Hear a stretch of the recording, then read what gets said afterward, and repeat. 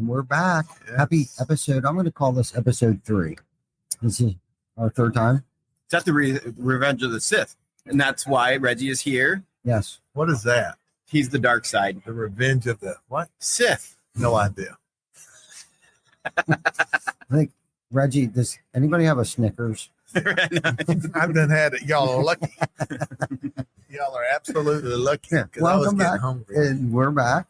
And RoofCon 2024 Orange County Convention Center, Orlando, Florida, the Sunshine State. Man, what is the weather down here? Because we came from north. Now, it is 80 degrees all week in Pennsylvania. Of course, by the time we get home next week, probably be cold again. But we got to come down here early.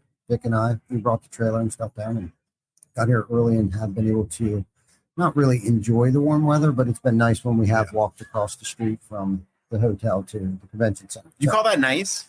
I'm like sweating like a pig. Yeah. I start overheating about 55, 60 degrees. Oh, really? I get down here, this is Satan's armpit. Well, your pig problems have nothing to do with weather. Yeah, no doubt. So you did fight. So you're putting them back on. I guess So those like- fit your head. No, I didn't say that. Like it's squeezing the blood out of my head right now. But other than that, I'm making it. I'd do anything This for is time. fair. Yeah. Yes. And Vic. As I would too. So I guess my question, first question, if we were going to maybe be serious, but I don't think this is going to be a serious reply back from you guys. But where has this connection or relationship between you two? How, like, are you guys in the same town? Did you get to high school together? Like, because I've noticed lately, maybe it's been longer, but lately you guys been kind of like hanging out and doing stuff together and collaborating on things, or like, so how did this all come about, I guess is my question. I want to hear Reggie's version of this, and then I'll tell you my version of Okay. So I was at Deacon, and Mike was at GEF, and then I think we may have met at different place, but like we got really getting to know each other with Jim Johnson's fellowship group Contractor fellowship. Yeah. Okay. on Wednesdays, and then we just started. It's like feeding a dog a stray once, and they just keep showing up at your doorstop. Yeah, this is what I was looking for here. This dude, I can't beat him away with a stick. Anywhere I go, I gotta make time for him. Okay. But it's always good. Yeah. It's always good. And he invited me over to the house, so I got to meet his wife, Connie, who's a Yes. sweetheart, Mhm. and his dog, Shug. little And sugar. Shug, before he went off and killed him, what did you do? Just put him tied him in a cinder block and threw him into the lake, didn't No, you? he found a new home. He's the only person I've ever known to be able to give away a puppy. And it was a great dog. It was a great little puppy. The problem was we got out of a meeting, and I was a GAF, he was a Beacon, and we walked out, and little Shug was out on a walk with Connie, and she took him off the leash, and he came running and ran right by Reggie and jumped into my arms. Yeah. And next thing you know, he's given away. Yeah, he's gone. I gave to him. you. No, he wouldn't. He didn't tell He me. would've took him. I would have taken him, but he was so angry, like bitter, Yeah, it's, and I don't just- honor disloyalty. no. Oh, I don't blame you. That's how we chose the puppy ones. Whichever one ran up to us is Yeah. the one we were going to keep. Right. Yeah, right. Don't overcomplicate life. No. So I did that once. He ran up to me, and I was like, "Oh, this is the one," and then he peed on me. Yeah. So then I'm like, mixed signals. I don't know if I should. You never know whose love language is what. I mean, that could have been your love language. I It mean, might have been. That's exactly right. isn't that called something? I don't know if it's fetish or something. Okay, so that makes sense. So this goes back a while, Yeah. right? Like what, 2010? So yeah, it does. It was like so it was at RoofCon that I really got to meet you. That would have been 4 of them, right? So it would have been Yeah. RoofCon 2, I think, or RoofCon 3. But yeah, no, and I've really enjoyed being able to walk through the seasons of my life with Reggie, Mhm. and he's been a dear friend. You know, guys are different in the way that we friend, Yeah. and Right. I can count a very good friend and talk to them 2 or 3 times a year, and generally that's where my closest friends are. Of course. And like, he's not entirely inaccurate. I mean, I probably call him 2 or 3 times a week, which is very unique, but he always takes my call, which is weird. And most people don't, they send me straight to voicemail. But you know, that season of life when that transition from GAF was very, very tough, and I couldn't have made it through it without No doubt. Reggie. So, and to me, what we overlook, and you and I think I talked about this on the podcast, is how much strength comes to oneself when there is somebody else of importance that's contributing to you. And that's what Mike does to me too, is like, there is, we joke and have fun and kid and all that, but we have conversations that move both of us, like to a, more depth, more clarity, more control, in really important areas of life. Look, I hate to break the news to the world, but selling shingles and manufacturing them ain't the end of, like, that's not the be all to end all to be all. And point being, our transactional components of life are important, but friendships and depth of conversations still matters. And so as much as we joke and kid around, there's a ton of value that we share one with another that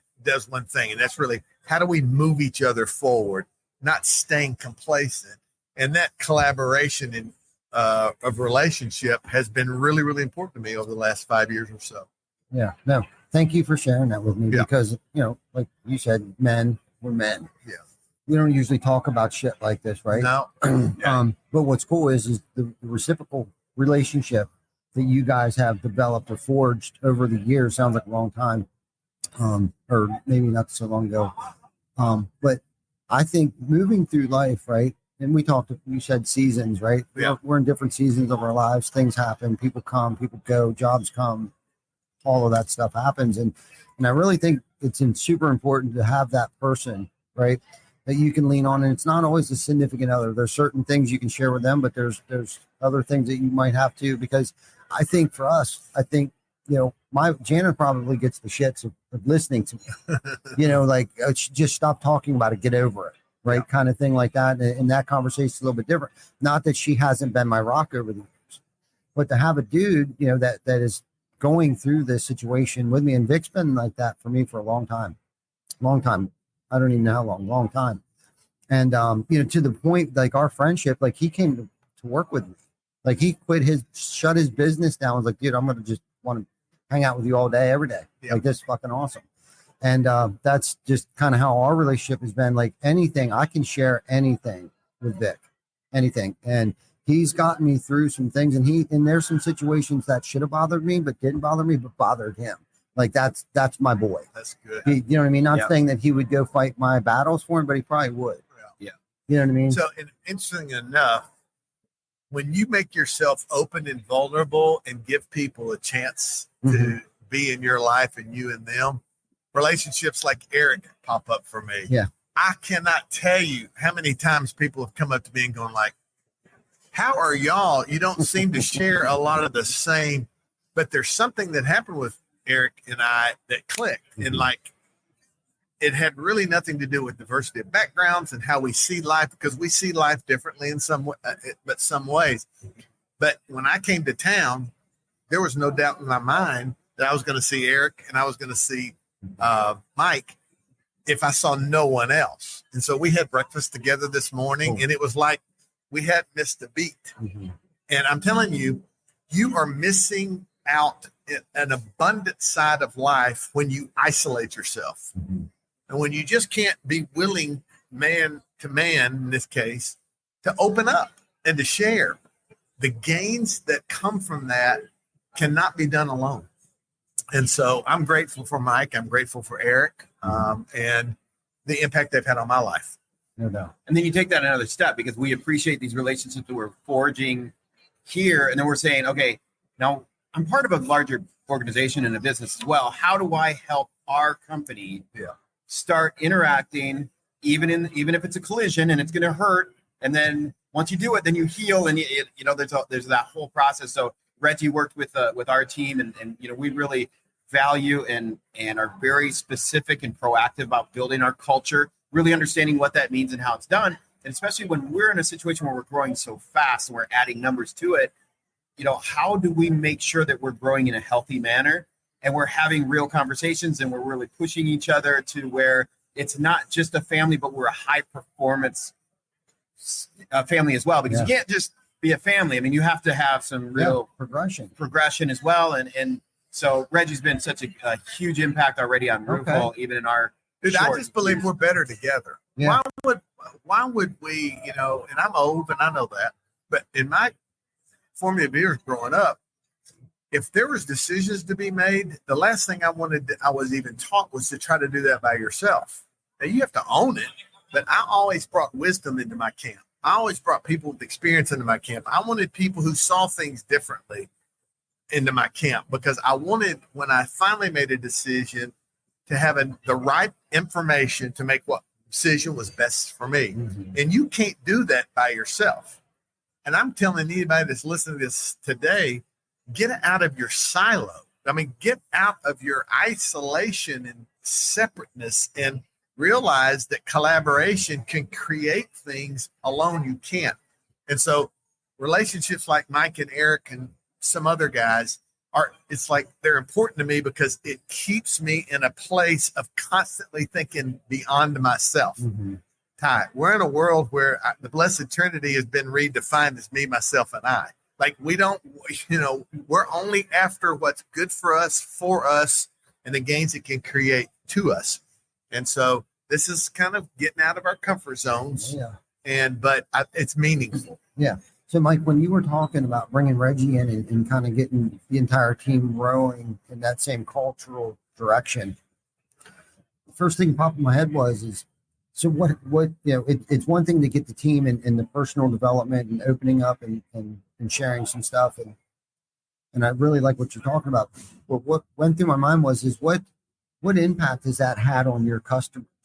Oh, yeah. Well, once they become a well-oiled machine internally, mm-hmm. it shows externally, and that's where we say, as you're growing and we're growing together, you can't fake stuff, right? I mean, and you can pretend like you're faking it, you can pretend like you're all put together, and people can see it a mile away, mm-hmm. and that really happens inside of a company as well, and we've gotten to the point where we continue to add numbers to our company, for example, and we don't have to advertise very far. We're not throwing it out in Indeed or some of these just nameless, faceless. We have people coming to us wanting to be joined in this because we have something that they see.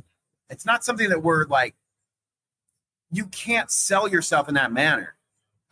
People see it. Mm-hmm. It's kind of like, and I had I think I told you this story. I had a mentor of mine many years ago talk to me about, what we should do is we should go down to the border and ask those border guards, what are they telling these people that make them want to come into the United States so bad? And we all looked at him because it was done in a large group. We're all like, okay, that might be one of the most bizarre things I've ever heard. But then I met with him a couple days later. I said, okay, you said this. Nobody asked you, nobody said anything, and the conversation died. But what did you mean by that? He said, well, think about it. What are those border guards saying that makes immigrants want to come to the United States so bad? Well, what is it? It's nothing. They're not. People see hope. They see liberty. They see opportunity. They see all of these things inside them that makes them want to be a part of it. Isn't that what we're trying to accomplish inside of our companies? And you can't fake that. I can't package this into a sales pitch to say, come work for Roofle. It's just who we are and the people we bring together. And then the way that we interact with each other, it comes out of us at that point. We don't have to make it into a sales pitch. People want to grow and be a part of it. And that's exactly what I appreciate about Reggie specifically and what he brought to our team is really a vocabulary and a context to have those conversations, to be able to recognize, again, we're talking about culture and people, you are the culture. You're not, because I had a couple of instances with people that were in this group and going, well, I needed to confront them on this ball was being dropped, but I didn't want to disrupt the culture. But what he held is, you're not disrupting the culture. The only way you disrupt the culture is if you stop being yourself. We hired you as the culture. You are the culture. You can't disrupt it unless you stop being yourself. And then, again, there's all this, you're probably hearing all these things that we talked about, but like the more you push it off, the harder that collision becomes. Because if I'm not going to say anything this time, and then I'm not going to say anything in the next time. Now you've got two strikes. Now you're third. At what point are you going to be a collide? Now you're really hurting. and you're hurting the whole thing. So we're all about having hard conversations, but doing it in such a way that you become predictable and you become trustworthy. Mm-hmm. So for me, I always look for conflict because it seems to be drawn to me. Like I enjoy sensing, feeling, and knowing that there's rub, like where people just, and it's our business, like everybody, it's really hard to find true unity inside of companies. It's hard to find inside of marriages. It's hard to find it in all relationships. And so I love being it because I know when you unlock people from the conflict that's holding them back from working with someone, it unlocks potential that is immeasurable, because that whole process of us together creating something, and it starts with being willing to face the conflicts, challenges, and difficulties that we've avoided forever. And let me tell you something, unity sells. Like when everybody is pathing, and I mean, like we've converged.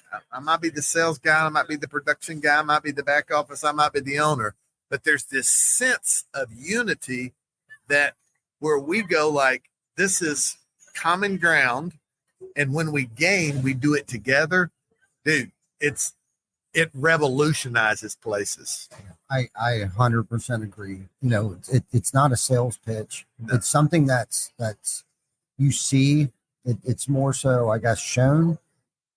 We're very picky on who comes into our organization, and it's a process, and it takes a minute because we just don't want anybody to come into the culture, right? And we're in the process of hiring right now, and the one thing that I said was, it's like I don't necessarily care about their skills. Like obviously we need them to be sharp and be computer literate and things of that nature, right? But like the most important piece to this is will they fit the culture? Because one or two people can just throw off an entire culture. It's almost like cancer, and then it just starts to spread. And it takes time to build out a team, a culture. And like you said, if we're all rowing in the same direction and there's a goal, right? And that's where good leadership comes into place too, like the mission, the vision, and the goal. And if that's set and everybody's rowing in the same direction, and then they feel empowered. Yeah. They realize that their job is so important and they're so good at their job that Reggie has a job today.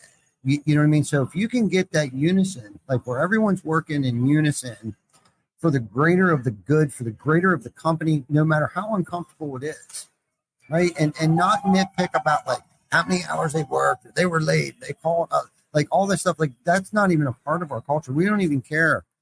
Like when people start, like, what time do we start? It's like, you'll see what time everybody starts. And it's like, next thing you know, it's like they come in at like 7:30, 8 o'clock, and they realize everybody's already been there for 2 hours. It's like, oh, I guess it's 6:30. Not everybody, but there's a hand. It depends on what department it is and stuff like that. If it's production, the guys start earlier, and if it's a office or administrative help, like that might be a little later in the morning and stuff like that. But it's so hard to, and Vic will probably even tell you too, it was this things that we were accomplishing is what he wanted to be a part of. Like there was something missing in his life, but he saw it over there. Like that's the void I've been looking for in my life. It's not even about the money.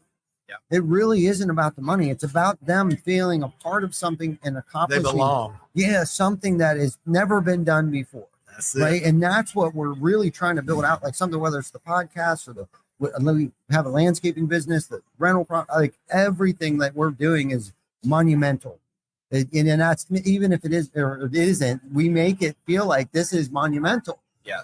And like, this is what if we do this, we can do that. And if we get this, we get that. And it's like, shit, you're not done yet. You're fucking me up, and then it's going to fuck everything else up. So fucking come on. So like the whole accountability that you touched on a little bit without saying accountability. And that's really, and if you're at a high performing level, like there's no time for drama. I mean, there is, don't get me wrong. Everybody seems to make time for drama. Well, I always think of it. I mean, if there's no drama, I have to stir it up. Yeah. I mean, I'm just like, come on, when's the last time we've seen some drama and stirred up? But every once in a while, and I think we've all been part of that. We've tasted that. I mean, the synergy that comes, and I know we kind of get that and start, using it almost as taking it for granted. But once you taste what it's like to feel what synergy is, you're accomplishing way more together than you ever could have by yourselves, individually. And without turning into a cliche, if you've experienced it, there's no cliche there. Like, you can see where your performance comes when you're part of a healthy team. Absolutely. And the things that you can accomplish together as a team. And I used to think that no one could do it as good as me and all that stuff, that early on entrepreneur journey stuff. But when I started to surround myself around other high performing people that were actually doing the job better and on time and building this out to become, I don't know, it's almost like a cult. Like Eric talks about, like, it almost becomes a cult. And it's like that becomes our brand. Right. And people actually want us to do work for them. And that's kind of what I was insinuating with the question I asked earlier. Like, the recruiting process that we go through, it's really not that hard. Like, I'm not saying like banging on our door to come work for us, but like, it doesn't take long for us to fill a position. And usually those that come work for us, the type of people they've been creating, the last few people have created their own positions that I didn't even knew existed. Like, oh shit, I didn't realize that we needed something, but you're really fucking good at that. Like, you know what I mean? But that's the kind of thing, because when we hire somebody, it's like, okay, like here's your description, but I'm also going to give you this other blank white sheet of paper here. Like, just stay within the playground here, but this is all you. Bring what you can bring to the table, and I want you to work on it. And if you see a gap or a hole or something that needs filled, I'm not saying to you, this is the way we've always done it. Not going to do that, because that's only gotten us so far. But what are your skill set or an area of the company of like where you may see a big gap or where we need to move you over into this position? Chris Baker, okay, who has been on the podcast with us for a long time. That man has created, so his first two positions were like needed positions. He's been with us now for about 6 years. He's created 3 positions for himself within our organization. And again, that kind of goes back to the leadership of like, dude, you go. And he's our costing manager now, right? I didn't know we needed like a costing manager, right? I didn't even know I needed a fucking fleet maintenance program either. But here we are. We got a guy that makes sure that the oil change is being done in trucks. But my point is when you can have that open, right, dialogue, that openness of like, not that necessarily you can come and go as you please and pizza party stuff, because I think that's what you guys were kind of talking about too, that accountability part of it, because you can't have a pizza party or an ice cream party type of culture, because then people get taken advantage of. Things aren't getting taken care of when it needs to be taken care of. But if you can put KPIs in place and the accountability portion of it, and the standard is what the standard is. Those that come into our organization, I'm sure you can relate to this, either level up or they get pushed out. Yeah. And I think of this more like I grew up playing sports my whole life. Mm-hmm. And I realized quickly that my role was a part of the piece, not the whole. And I realized that I was no more important in my role than the guy that was standing next to me. As everybody did what they were supposed to, collectively we won. And for some reason, we've lost a sense of that, to where, people, they're, all right, this is your job. So to hear you talk about here's a white sheet, go do your thing. That's refreshing. And it gives people the opportunity to go beyond just what the task is, see a need, fix and create a path. And so I think that's a beautiful thing y'all are doing. And I think it matters greatly to the productivity of your people, right? Like when I fill in kind of an open checkbook, and I don't mean it the way it sounds, but to where I'm like, I see something, I feel something, I'm called to something, and now I'm in a place I can run with this something. Dude, you've created magic. Yeah. For real. It is. It's something you can't, like you, I think you were trying to explain it earlier. Like, you can't sell it. You just have to see it. You have to experience to know what we're talking about when you actually enjoy working around the people that you work with. And not that there's not conflict, but I think we need to learn how to deal with that conflict so it doesn't like prolong. Do you want to talk a little more about? Well, because nobody wants to go to the gym, right? Because it hurts and it takes effort and then I'm sore and all this kind of stuff. But like when and I wouldn't know what this is like because I don't work out and I haven't seen a gym in 15 years, but but when you're done, you feel better, right? And that's really when we're talking about business and growing together. it's telling you we need to get to the gym, we need to work out, we need to do this together because we are going to be stronger when as a result. So, and I know, I know your son is kind of following your footsteps a little bit. I know your son is following. I'm watching my son try to put together the game over here. So he's following. This is some of the greatest, greatest content I could possibly. I wish I could be recording this right now, but I'm so proud to have my son here and starting to dabble in the roofing industry, which is probably going to scare everybody because it's not like you need another Goldenstein in the roofing industry for sure. But yeah, we do. But at the end of the day, we're. It's a reflection. Our business lives are a reflection of our home lives as well, and that's always something 100%. to always keep in the back of your minds that when people come to work in the morning, they're bringing the baggage of whatever is going on in their life, be personal and professional, and we need to be acknowledging that together as well. I mean, help me understand what's going on so that we can also help adjust to make sure that your needs are being filled as well, because that's reality as well. And if we're not to a point of wrap, we need to probably get to it. But I'm going to say this: as a leader at home, as a leader in a work site, or wherever you're at, one of the best ways to inspire people to stick close is to really take time to understand how they think, how they feel, and how that's affecting their performance. And so what we tend to do is we see ebbs and flows, so to speak, in production of people. And if they hit this low spot, generally we're going like they're just not working hard enough. The fact of the matter is you don't want them working harder if what they're producing is not what you want anyway. And I think we've just overlooked the impact of the way people think and the way they feel, because it affects the way they behave. And so I think good teams provide ample room and space for people to be allowed to be heard and seen. And that's why you keep people, is because you're giving them the opportunity past just a task. And when you do that, it's throwing fuel on the fire, bro. And I think y'all are doing a great job, and that people can learn from you from that. Thank you. Yeah, I wish I could say I did it. You know what I mean? I don't know if there was some kind of divine intervention or just my experiences over the years of, being treated maybe poorly or unfairly or unjust, but identifying that, usually there's not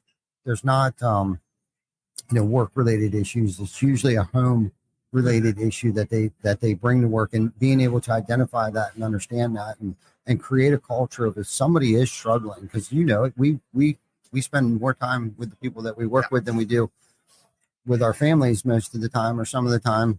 So we can see if somebody is off. And when you have a team that will rally around, whether they're pregnant or there's something going on with their children or whatever, but if you can get people and take that into consideration, and that trickles down from the top, right, is being empathetic. Right.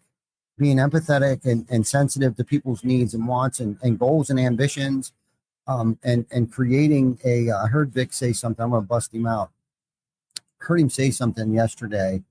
And I say this all the time, and I got it from Ed Milet, is creating a vision big enough for everyone else's vision, dream to fit in, right? And I took it to another level. Like, my legacy has to be big enough for Vic's legacy to fit in. And he said something yesterday to somebody, and I don't know if he heard me say it, but he said like this was his vision. It sounded like me standing in the center of this thing, but Vic said, "This is my vision," and the team just put it together. That's good. And it's like, fuck, this shit's working. Yeah. I'm sorry to curse like that, but it was like, and I'm okay with that. Yes, take the credit. Yes. You know what I mean? Please. But to hear him feel that, because he didn't take the credit either. He threw back. Everybody was like, "Vic, you're doing such a great job." And he was like, "Dude, it wasn't me. It was the team." And and I'm not trying to keep making this about us or anything like that, but it's like, we have to change. And this is what the podcast is all about, is making the industry a better place than it was when we found it. Right. And, that's what I want someone to get from this. Like, if I can do this, we can do this. If Reggie can come in and help Mike Goldensteed's company and Eric's helped me, and I do the call with Eric, but that's why I'm in, because I want my company. We want to build an organization and a culture that people want to come work for. We want to be an organization that other organizations want to be like. For sure. And that's setting the standard. Are we perfect? No. Have I made mistakes? Yes. Have I said stupid things? Unfortunately, yes. But I identify them, and I identify them quickly, and I have a team that will call me out, and they feel comfortable enough calling me out on my stuff. So so that's that open dialogue and stuff like that. But guys, I love you both. Just so you know that, Mike, we connected, I think, in Utah at Door to Door 2 years ago. For real, I think we knew each other before then, but I think we really were able to connect out there in Utah, where our stuff didn't actually show up at Door to Door Con. Yeah. I still say that was Chris's fault, right? Are we still blaming him for that one? Absolutely. I appreciate so much what you just said, because I had never really thought of that as well, because my identity was so wrapped up. It always is. I wrapped up in what I do, what professionally it feels like, and feeling to be a part of a vision of Roofle that is, it's not just one person. You can't talk to Joe or Travis or Brad or Matthew individually and say, whose vision is this? Like, it is our vision. And they have put me in a place that I'd be lying if I said I knew exactly what I was going to do. I didn't, it's not like God gave me a vision of, okay, this is what this looks like, go. Mm-hmm. And yet I feel like Roofle is every bit as much of my vision as it is theirs. And yet we do have our core values. I haven't gone outside of it, which is kind of crazy, right? I mean, all the crazy, stupid stuff that I've done. It's a miracle. But it is quite amazing to have a vision that fits in the vision of everybody else's, and to have an organization to be a part of like that. Yeah, it's cool. It's different. Yeah. Right? It's different. It's cool. It's fun. But thank you guys for coming on the show and spreading your knowledge and experience, strength, and hope with me, because I always get inspired from you, Reggie.